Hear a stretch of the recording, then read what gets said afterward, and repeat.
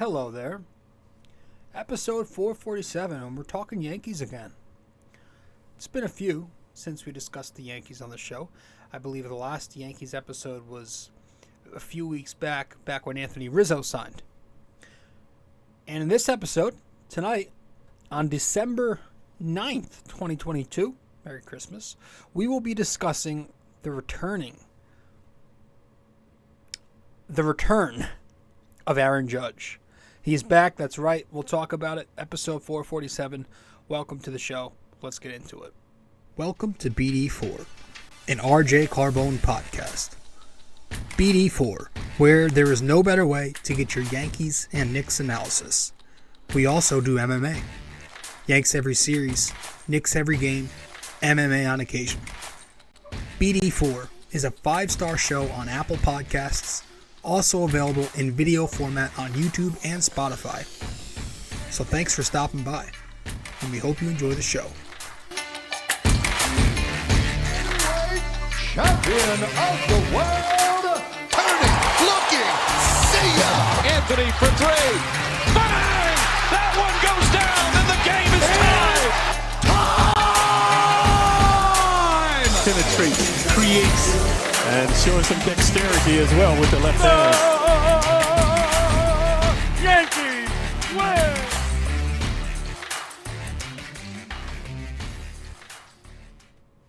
Hello, yes, we're back. Welcome to the show. Welcome to BD4, where there is no better way to get your Yankees and Knicks analysis. We also do MMA. Yanks every series, Knicks every game, MMA on occasion. But we're in the offseason right now. Winter meetings just ended, and the Yankees just brought back Aaron Judge a few days ago. And that's what we're going to discuss. Aaron Judge, who just received a big-time contract back with the Yankees for $360 million across the next 9 years. You know, obviously one of the best, it's definitely the best bet on yourself season of all time in possibly sports. The dude had a tremendous 2022 regular season. He went out there. He competed for the Triple Crown.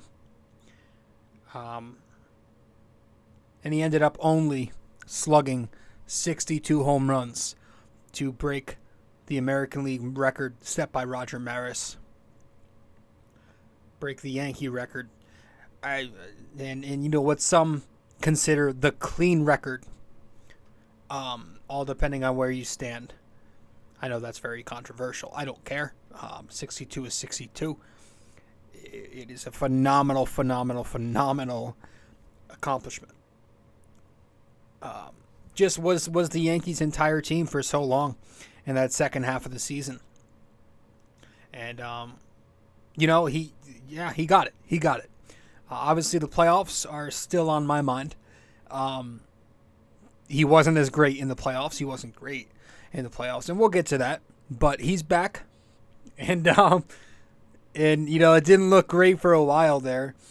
You had John Heyman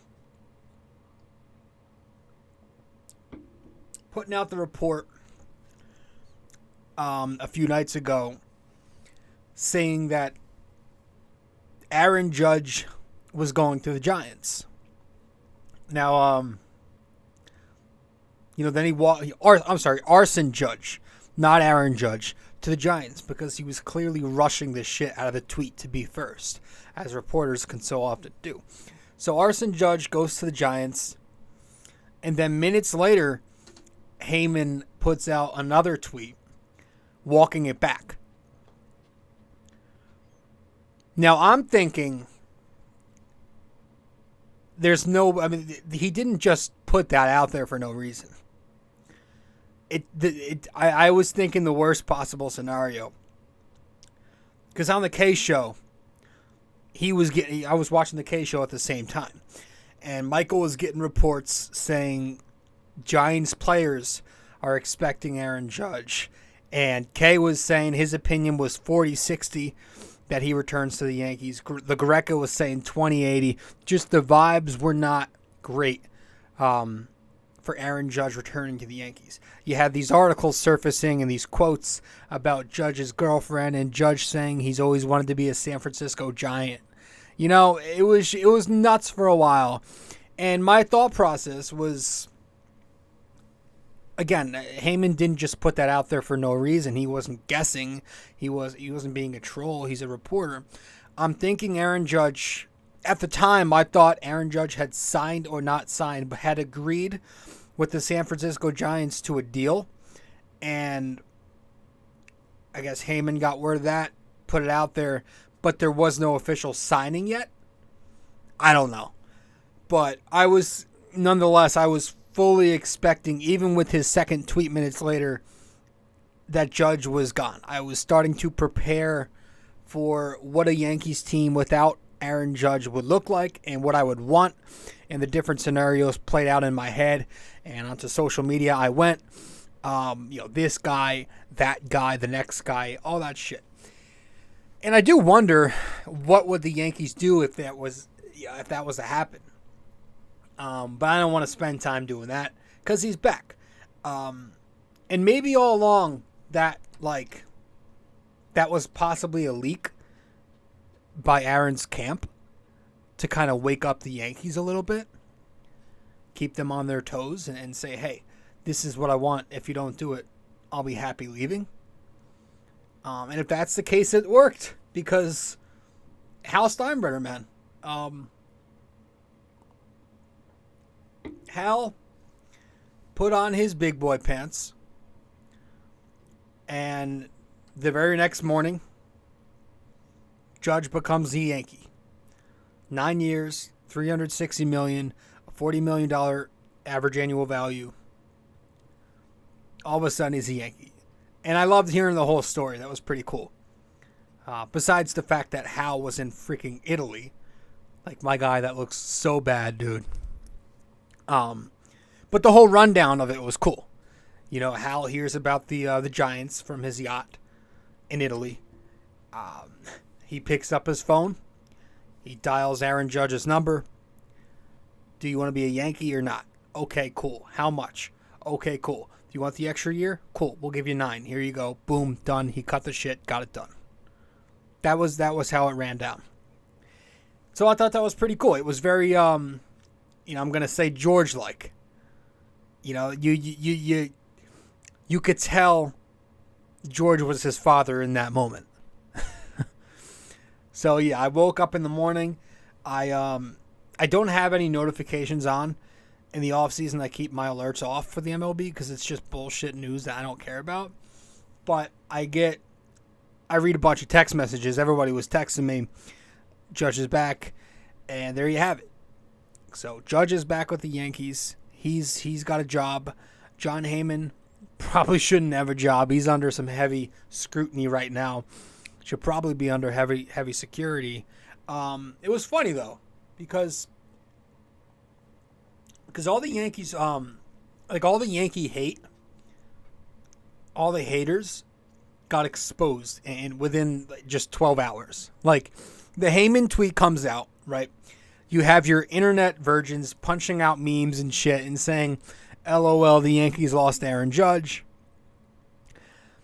Having a good time for a few hours. And then you get the Morosi tweet in the AM, and those same little minions now twisting the narrative to, how could you pay Judge that much? Good luck with your flexibility in the future. All that, like, it was just so interesting and funny because I like the hate. I've admitted it. It was very funny seeing the Twitter minions expose themselves in real time, just with the two different narratives that they were preparing to ride with either way. But yeah, Aaron Judge with the Yankees. There was actually an offer. I don't think it was an official offer, but it was reported that San Diego had said, hey, we'll give you $400 million over 10 years. So I must say, and I will take this back and admit that I am wrong, that Aaron Judge did not indeed go to the highest bidder. That was my thought process all along. I think the majority of athletes today like to go to the highest bidder. They want the money. Aaron Judge accepted less. Now, I'm not going to sit here and scream loyal because he took $40 million less, which at that point is pennies. But yeah, he did have something in his mind that wanted to remain a Yankee, right? And again, the credit is to Hal, and the Pope, of course, who met with Hal days before. But credit's not going to Cashman, I'll tell you that. Cashman, complete joke. I mean, that moron had no idea where anybody was. Didn't even know it was in San Diego. Like, if it wasn't for Hal, Judge is in San Francisco right now. I am so sick of Cashman, too, and a lot of people are. Yankees fans hate him. They've turned on him. Even the ones who loved him don't really like him anymore. And I honestly don't think many players are too fond of Cashman either. Like, Judge, you can tell Judge isn't too fond of him. I mean, the whole thing with the contract leak clearly pissed him off. But more guys are starting to say some things over the years, last couple years, that tell you. Jeter hates the guy. A-Rod has been very vocal about him, about the Cashman and how he disagrees with a lot of his ways and stuff. It's become more loud over the years who Cashman truly is. I'm so ready to move on from him, but unfortunately Cashman is family with the Steinbrenners, basically, and he's now stuck here for 4 more years, just like a presidency. But how great was that, too? The day that Trey Turner signs, not 15 seconds later, the Yankees, we get a tweet by reporters saying the Yankees are bringing back Brian Cashman. So, not that Hal is like this lord. Now, Hal probably couldn't give 2 shits about winning. We're talking about a businessman, plain and simple. If Hal was a Yankees fan, he'd be one of those corporate dopes sitting behind home plate in a suit and tie with a beer in his cup holder and his iPhone in both his hands. Right? Like, he's smart. He knows that bringing back Aaron Judge is going to reel in the dough. The chicken buckets are going up $10. I'll tell you that. The money he's going to make off of ticket sales, concessions, selling jerseys. I'm sure Judge's Chambers, they've got their own merch. Like, Yes Network's ratings. He's smart. He knows. It was a business move more than it was a baseball move for Hal. Though I do wonder if they will hold a presser soon and make the announcement that Judge is going to be captain. A lot of people want that. I don't really care too much about that. He could be one. He could not be one. I'm not going to lose my mind over it, but we'll see where that goes. But the big question is, what is next? And I want to talk about that with you as soon as we get back from break. We're going to head to a real quick break. Stay with us. We'll be back in a few seconds. Hey guys, so if you are a listener of the podcast often and you want to know where to find me on social media, you can find me on Facebook at BD4. You can find me on Twitter at BD4Pod. And you can also find me on Instagram at Rob J. Carbone. All right, welcome back to the show. Welcome. I'm your host, RJ, and you're listening to episode 447 of the podcast. What is next? One thing I don't want is for the Yankees to use this as an excuse to limit their payroll. Because you've got the resources. Don't bullshit us. You are a $7 billion corporation. Use that money. And is this a bad contract that they gave Judge? It very well could be. But again, when you're trying to win a chip, you take those risks. And when you're this loaded, you take those risks. It's definitely an overpay. He's the top AAV position player of all time now. And I believe he's got the 3rd most total earnings behind Trout and Betts. But, I get it. All that stuff. Right now you're paying more for the same exact team at the moment. In 5 years or so. So Judge is going to be 31 next year. Right? So in 5 years, give or take, as I spit, he'll probably become a DH. He'll play less games. He might start getting hurt more. But with this contract, you are banking on the front end of it to get the bang for your buck, right? At the end of the day, all it takes for this contract to become a success is a championship. It's as simple as that, people. Just like Alex Rodriguez, his contract became a success when? In 2009. And we had to live with everything after and deal with it. But at the end of the day, I'm looking back at A-Rod's contract and I'm saying, yes, it was a success because they won a championship with him. And he had a big part of it. So we're going to be doing the same thing with Aaron Judge. We're going to have to hope that sometime in the next 9 years, the Yankees can win another damn championship. And it's on Judge, man. It's on him because we've spoken plenty times about it. Why we're not the biggest fans of the show here of Aaron Judge. I didn't say I'm not a fan. I said I'm not his biggest fan. Because at some point, sooner rather than later, Aaron Judge is going to have to nut up and become a man in the 1 month that truly matters in the end. Right? We can't have him going 1 for 16 in the ALCS next season. He can't continue to strike out in over a third of his postseason at-bats or plate appearances. You can't continue to bat .211 lifetime in the playoffs, man. Like, he's had some moments. The first 3 years of his career, Judge was fine in the playoffs. I didn't have a big problem. He struck out a ton still, but he had some moments. You know, he had some power. But really, since 2020, he has vanished when it matters most. He's not done much at all in the postseason. So, at the end of the day, as great as it was, as fun as it was, I do not care about the 62 home runs. Like, I guarantee you, right now, I am guaranteeing you, I'm telling you, man, I guarantee that there are Yankees fans out there who would rather see Judge slug 72 home runs next year and not hit in the playoffs than to see him have a decent regular season and a great playoffs. I guarantee you there are people like that out there.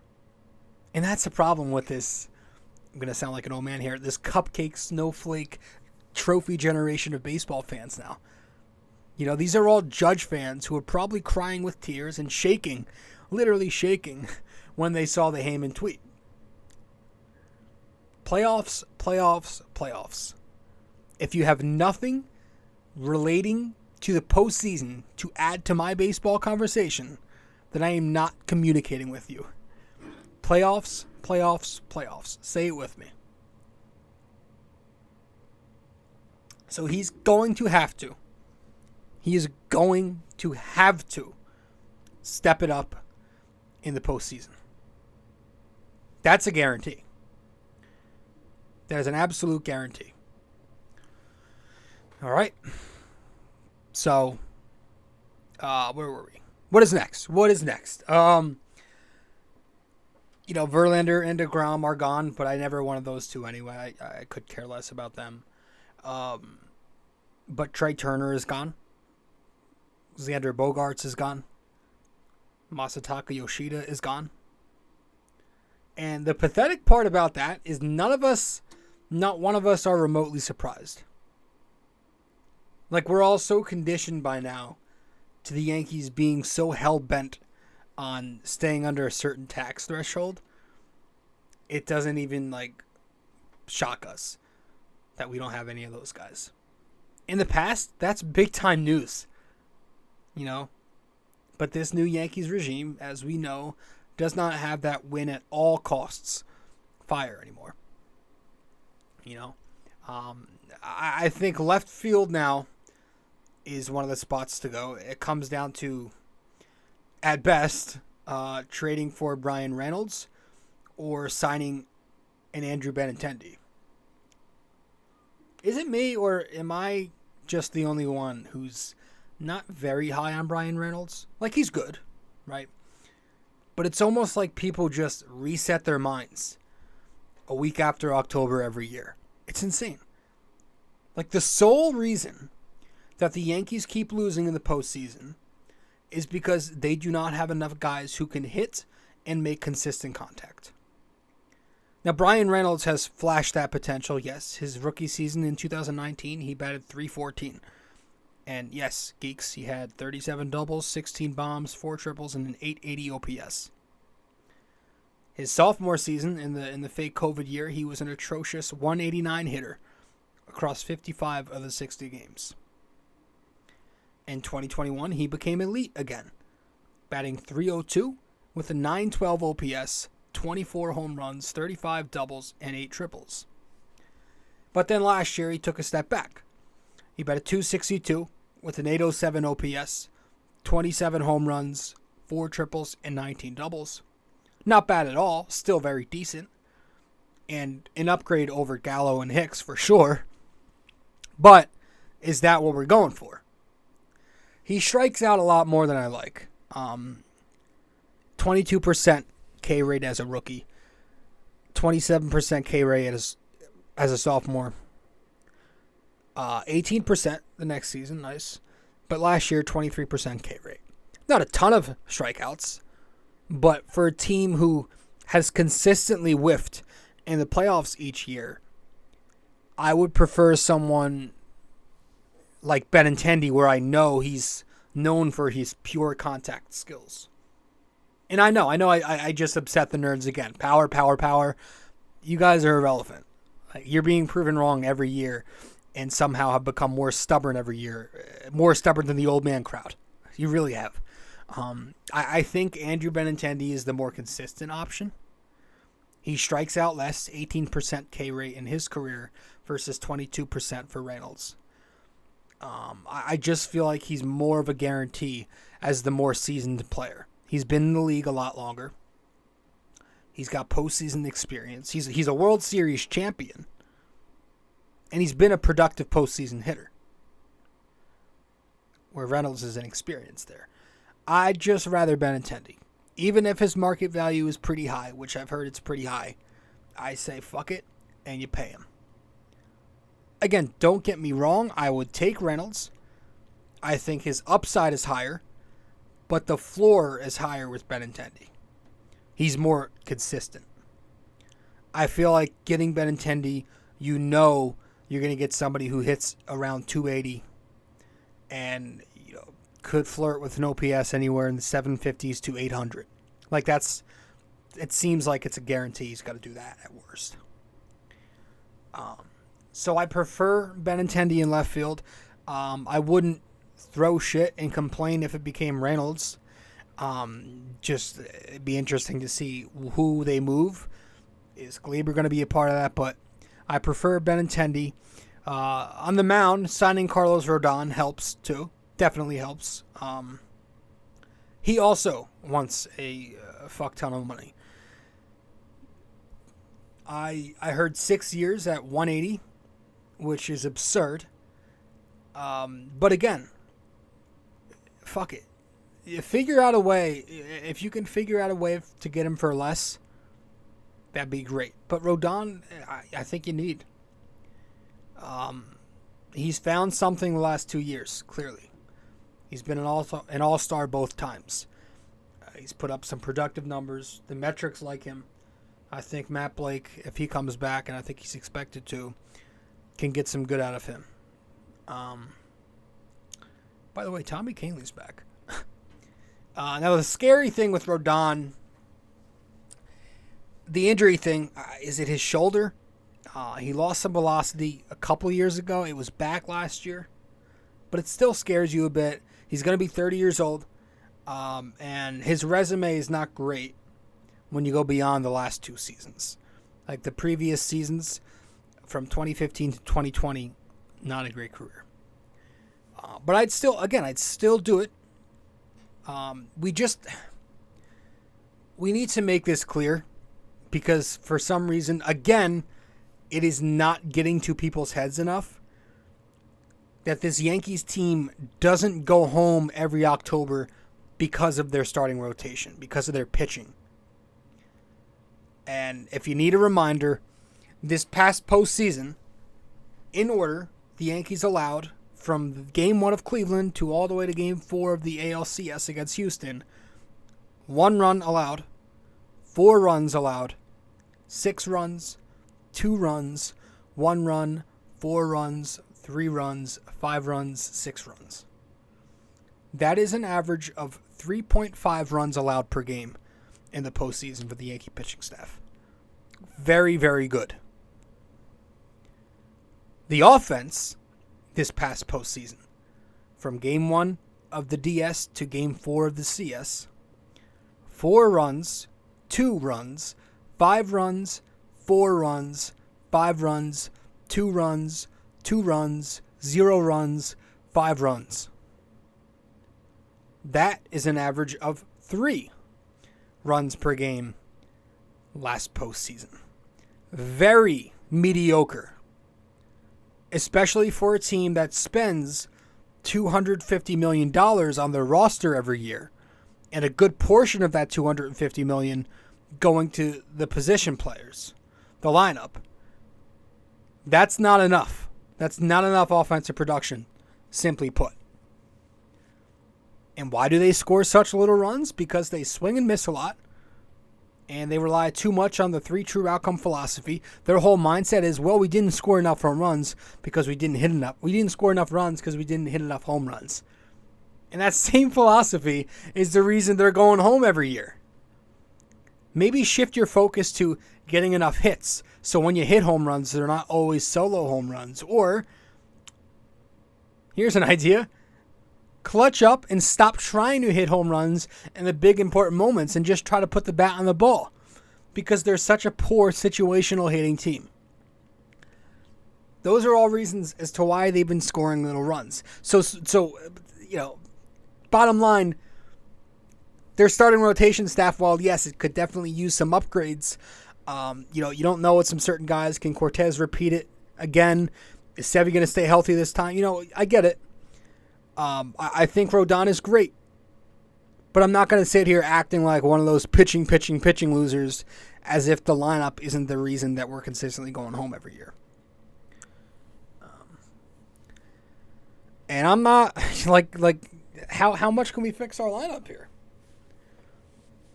I think we need to trade Glaber, by the way. See ya. Out. Gone. Done. I'm done with him. I really need the Yankees to go hard for Luis Arias here. I think that kid, I think he's perfect for them. I think he's like a mini Altuve. He's young. The Twins aren't going anywhere. Correa's leaving. The Yankees are going somewhere. They're a contender, at least. Now, unfortunately, a report came out today saying that Minnesota wants young arms in return. And I'm sitting here just fuming because Cashman wasted his blue chip pitching prospects on Frankie Montas. And if they used those same prospects plus more on Castillo, fine, I would have been fine with that. But the fact that they got rid of all 3 of their top-notch pitching prospects for a mid-tier guy, and now they can't use those guys on future deals like a potential Arias deal here, that's maddening. I don't know, maybe you sign Rodon and you try flipping him. But if you do that, you obviously have to package him with like Torres, Peraza, and maybe Schmidt or somebody, because they aren't just going to trade for a guy when they could just sign him. But they want young arms, apparently. Anyways, that's it. I still don't love this team. Like, think about it. Very best case scenario here this offseason. In my opinion, I feel like the realistic scenario, the very best realistic scenario here is the Yankees go and grab one of Benintendi or Reynolds for left field, and then they sign Rodon. Like, that I feel like is the most they're going to do. Is that enough to you people? Do we really think that's enough? Seriously, do we think that's going to move the needle? The Astros just won a World Series and they went and got Jose Abreu. The Phillies just made a World Series and they went and got Trey Turner. The Yankees are still operating very conservatively to me. Like, I'm not on this whole hurrah, we got Aaron Judge train, because I still need to see a lot more happen, and I do not think that it will. I know the report with Kay just came out a few minutes ago that the Yankees are planning on doing something big, and Brian Hoke is saying that Correa might be on their radar. I'll believe it when I see it. But yeah, I think we need to, like, as I said, smack in the middle of their damn season in June, July, I said this, they need a complete overhaul at the end of the year. And I don't feel like that's coming. That means in a perfect world where the Yankees nut up and they don't give a damn what everyone else thinks and they only want to win and they make every move with their mindset on winning, that means Torres is gone, IKF is traded, Donaldson's gone, Hicks is gone, you grab an arm, you sign a left fielder, you bring in Arias, you bring in Correa to shake it up, get dirty, get controversial, you do all that. That's what a perfect world Yankees team would look like. Like, if they were to do that, that right there would get me legitimately excited for the upcoming season in March. But right now, it just kind of looks like Rodon and maybe one of those left fielders. And that's simply not enough. That's simply just marginal improvement. That would be doing the bare minimum. Bringing back Judge, bringing back Rizzo, and getting a few Band-Aids. That's not enough. We were taken to 5 games at home by the Cleveland Guardians and then swept by the Houston Astros. That's not enough to respond to that.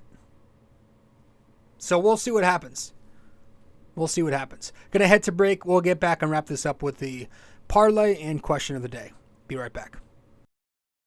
BD4 is located on many different platforms.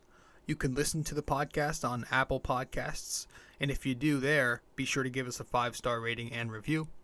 You can listen to it on Spotify, but you can also watch the podcast on both Spotify and YouTube. BD4 is available on many other platforms as well. All you got to do is search it up. Apple Podcasts, Spotify, YouTube, and much more. We also have a website now for BD4. If you go to BD4blog.com, you can find the blog, the podcast links, and also where to find me on social media. Just go to BD4blog.com.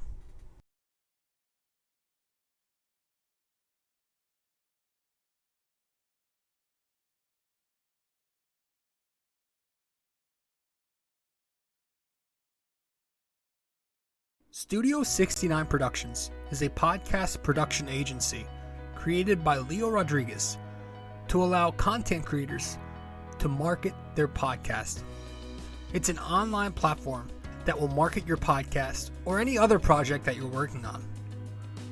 Get in touch with Leo Rodriguez from Studio 69 Productions. You can find Studio 69 Productions on Instagram at Studio69NJ. Studio 69 Productions, where dreams are heard and born.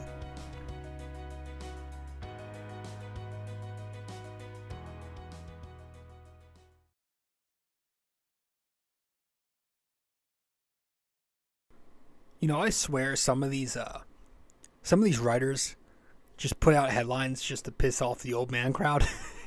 Like, I just saw an article headline that said Gary Sanchez and his camp blamed the Yankees for the emotional baggage that he had to deal with in his tenure here.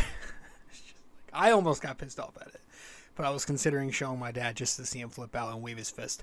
Hey, let's finish it off. Let's get to our parlay for the night, and then we'll wrap it up with a trivia after that.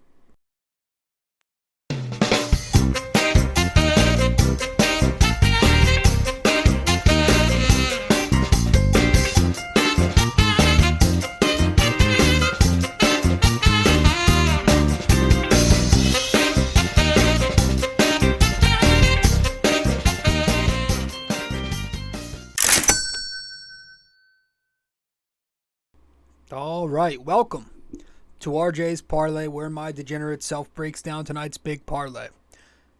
If I miss, it's not surprising. If I hit, I'll probably lose it all tomorrow night, because that's how this works. Welcome to RJ's Parlay. So on tonight's parlay, we have a 1, 2, 3, 4, 5, 6 pick parlay that comes out to plus 205 odds. It's on the Knicks game, which starts in about 2 hours from now. A little less. We've got the Knicks covering the alternate plus 7.5 spread against the Charlotte Hornets. We've got the alternate over-under, selected over 214.5. I've got Randall for at least 30 points, rebounds, and assists combined. Barrett for at least 20 of that. I've got Brunson, the over, on 4.5 assists.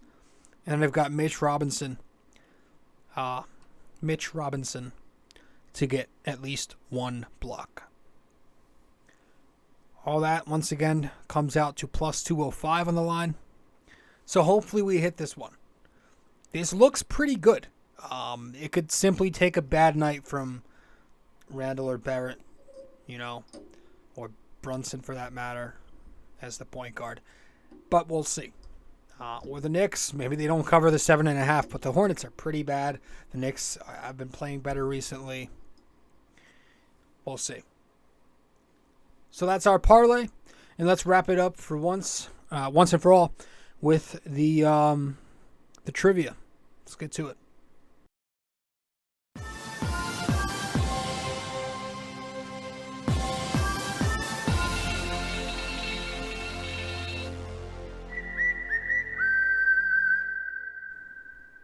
All right, so we usually don't do opinionated trivia questions because that's not a trivia. But every once in a while we'll mix it up. It's like this might be like the third time when this doesn't have a right or wrong answer. But I'm curious. I'm just curious to see who thinks what. So for episode 447, our NYY-NYK-MMA question of the day is, in your opinion, what would make Aaron Judge's 9-year contract become a success? All right, so in my opinion, I'm going to say if the Yankees get at least 1, preferably 2, World Series championships out of it, then I'm okay. I'm going to have to live with the bitching and moaning and just deal with it in the back end of the contract. If it's not great, going to have to live with it because he would have gotten them a ring, hopefully. So, in your opinion, what would make Aaron Judge's 9-year contract become a success?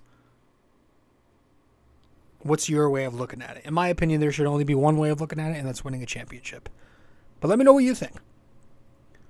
Guys, that's it. I appreciate you stopping by. Episode 447 in the books. The Yanks bring back Aaron Judge. What is next? We will see. Hopefully it's Correa. Dansby Swanson, I got to look him up. I don't know much about him. But he's another shortstop option available right now. We will find out. The Padres don't give a damn. Good for them. Because, they're moving everybody they need to, man. They're spending all the money in the world. The Yankees, they like to prospect hug. And they better hope, man. The Yankees better hope that these kids pan out. These kids better pan out. Volpe, Peraza, they better pan out. Because we've seen it before. The Yankees hold on to these kids. They hype them up from the age of 16 like they did with Gary, like they're doing with Dominguez. And they get here and they either flop right away, or a lot of them start out looking pretty promising. They have a few good years, but then they slowly start regressing. And by their 4th year, 3rd year, they're dead weights and they have no trade value left. How many times have we seen that? We saw that with Miguel Andujar. We're seeing that with Gleyber Torres. He did have a bounce back, but he's not as good as he was hyped up to be and as he was thought to be when he first came here. We're seeing that. We saw it with Gary, Gleyber, Clint Frazier, Andujar, Severino. He's been hurt every year. It's either underachieving, it's injuries, it's something. Greg Bird started well, flopped. A lot of these guys show you promise at the start, but they never sustain it. So, Peraza looked pretty promising at the end of last year. Hopefully this is sustainable. We've got to see something. It'd be nice to get some production right away, and one of these guys could really give a jolt. Like if Volpe came, And he honestly, if we don't get a shortstop in the market this offseason, Volpe should be there opening day. I don't want to hear none of the bullshit. Like, he should be the starting shortstop, or he should be at second. Like, he needs to be in the everyday lineup next year. Cut the shit, the service time manipulation. He should be there right the hell away.